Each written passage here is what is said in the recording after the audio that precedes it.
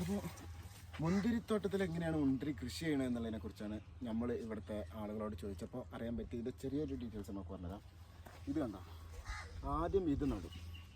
ഇതൊരു 6 മാസം കഴിയുമ്പോൾ ഇതിൻ്റെ തണ്ടിൻ്റെ കുറച്ച് ഇവിടെ വെട്ടിയിട്ട് ഇതിൻ്റെ മുകളിലേക്ക് ചേർത്ത് ബെഡ് ചെയ്ത് കൊടുക്കും.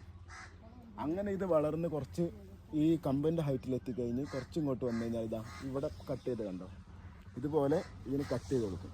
അതായത് ഇത് ഇത്ര വരെ എത്തണമെങ്കിൽ ഏകദേശം 15 മാസം സമയമെടുക്കുമെന്നാണ് പറയുന്നത്. ഇത് ഇവിടെ കട്ട് ചെയ്ത് കഴിഞ്ഞാലാണ് ഇതുപോലെ ഇങ്ങനെയുള്ള ഈ ചെറിയ ചെറിയ കൊമ്പുകൾ വരിക.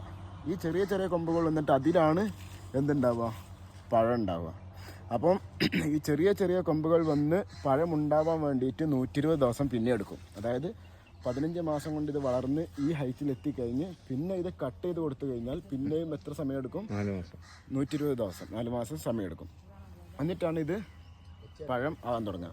പക്ഷേ ഇത് ഇങ്ങനെ പഴമായി തുടങ്ങിയതായി ഈ ഒരു റൂട്ട് 15 വർഷം ഇവർക്ക് ലൈഫിൽ യൂസ് ചെയ്യാൻ പറ്റും എന്നുള്ളതാണ്. 15 വർഷം ഇതിൽ നിന്ന് പിന്നെ വിളവ് കിട്ടിക്കൊണ്ടേയിരിക്കും എന്നുള്ളതാണ്. പക്ഷേ ഇതിന് ഏറ്റവും കൂടുതൽ വേണ്ടത് ഇതിന് ധാരാളമായിട്ട് വെള്ളവും വളവും നന്നായിട്ട് വേണം എന്നുള്ളത് തന്നെയാണ് ഇതിൻ്റെ ഏറ്റവും വലിയൊരു സംഭവം. അപ്പോൾ സ്ഥിരമായി ഫാമേഴ്സ് ഇവിടെ ചെയ്തുകൊണ്ടേയിരിക്കണം. പിന്നെ ക്ലൈമറ്റ്